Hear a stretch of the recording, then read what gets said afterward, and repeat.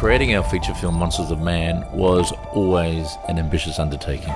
What started off initially as a hobby eventually turned into more a commercial experiment to see if I can create a really cool calling card to Hollywood. By producing a compelling film with high-end production values and studio quality special effects, within a budget that probably wouldn't have covered the catering on some of these big tentpole movies.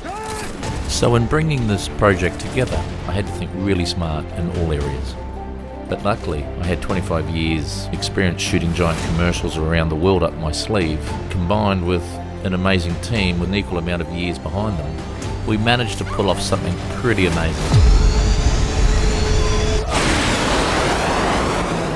I started by pulling together a small, multi-talented, commando-style crew that were more than happy to shoot in a minimalistic way.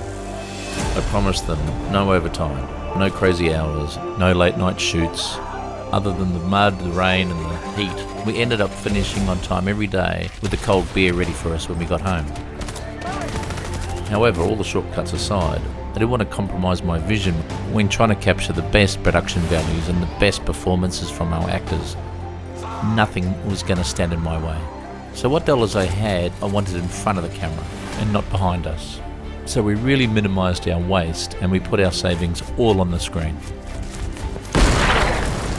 I still wanted to shoot with at least 4 cameras, stripped down to bare minimum for obvious speed and agility reasons.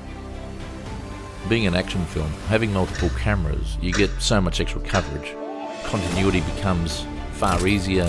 Actors can start to breathe and start flexing their muscle and get more into a theatrical role and more of a theatre role, which I know a lot of actors really enjoy. Our script and movie was set in the Golden Triangle.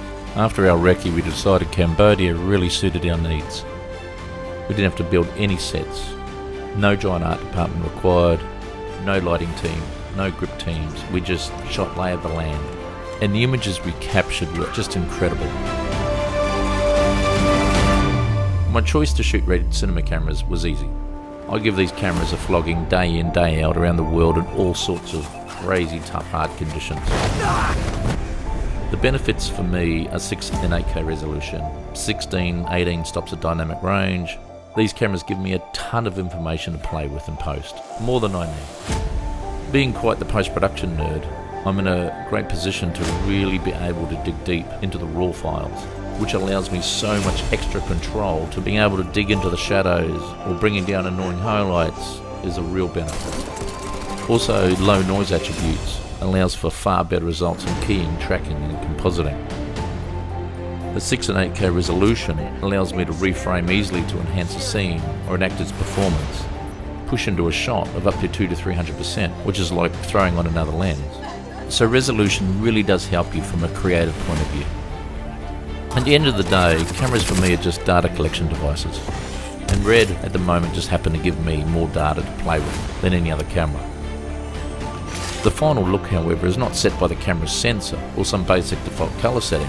The final look is set by the cinematographer, our on-site lens choices and our colour decisions during the final colour grade. Shooting Monsters of Man on RED was a no-brainer. They're small, they're powerful and they're super reliable.